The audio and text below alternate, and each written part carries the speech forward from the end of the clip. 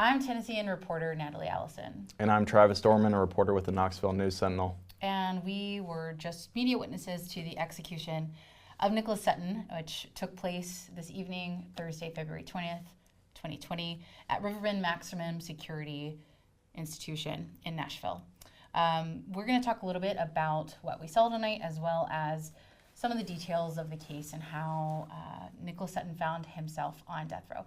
So Travis, who is reporting out in East Tennessee for the News Sentinel, has done quite a bit of research on Nicholas Sutton, his crimes, his victims, their families. So tell us a little bit about what led him to this point. Sure. Nick Sutton is from Morristown, Tennessee. He was born and raised there. And at 18 years old, he killed his grandmother, Dorothy Sutton, a retired school teacher. He hit her over the head and threw her into a river where she drowned. After being convicted of murder in that killing, he confessed to killing his high school friend, John Large, as well as another man, Charles Allman. Sutton received 3 life sentences for those 3 killings and hadn't served 5 years in prison when he fatally stabbed another inmate named Carl Estep. And that is when he got his death sentence.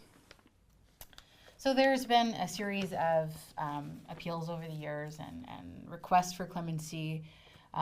As recently as this week, when Governor Bill Lee announced that he would not be intervening in the case, the state Supreme Court had also said that fairly recently, and then at the last minute, the U.S. Supreme Court this evening also said that they would not be intervening. So let's talk about Nick Sutton's last hours. We got to the prison around 4:30. The execution didn't actually take place until a little after 7 p.m. We were waiting inside the prison for a couple hours before that, not allowed to have phones or anything. But we found out during that time some of what Nicholas Sutton was doing in those final hours. That includes at 3:30, he was served communion by the prison chaplain, was employed by the state, as well as one of his own, they call him spiritual advisors. We don't exactly know if that was a pastor, but we think that was probably a Christian pastor since it was communion. That communion consisted of some Welch's grape juice, and a wafer. And shortly after that, he then had his last meal. That was just before 4 o'clock. That was fried pork chops, mashed potatoes with gravy, and peach pie with vanilla ice cream. Peach pie with vanilla ice cream. It was interesting that although Sutton was convicted of killing 4 people, almost no one came to watch him die. There was no one in the room that is reserved for relatives of the victims to witness the execution. That's because only Carl Estep's family would be allowed to watch, since he was the victim of the case that drew the death sentence. And no one from Estep's family came. The only person who came from any of the other victims' families was Amy Large Cook, who is the sister of John Large. I also want to say that Sutton was only 18 when he killed his grandmother, John Large, and Charles Allman. He received life sentences, and when he was in prison, that killing occurred in 1985. So there's a lot of decades have passed since then. His clemency petition, in a rather unusual, maybe even unprecedented move, had affidavits from current and former corrections officers who said that Sutton had become a model inmate, a leader, someone who had taken care of sick inmates on death row, who had repeatedly saved the lives of prison staffers by stepping into dangerous situations. And so that was a really interesting part of his clemency appeal that I hadn't seen before. And of course, Governor Bill Lee turned it down.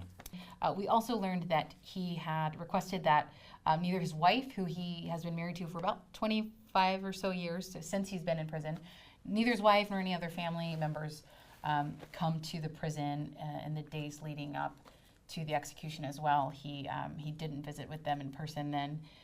So that was also something that the Department of Correction told us about the days leading up to this. So during the execution, it followed protocol. They have a nearly 90-page electrocution protocol here in Tennessee that outlines step by step what's going to happen, not just what happened the day of the execution, but in the days leading up to the execution, essentially down to who stands where in the room.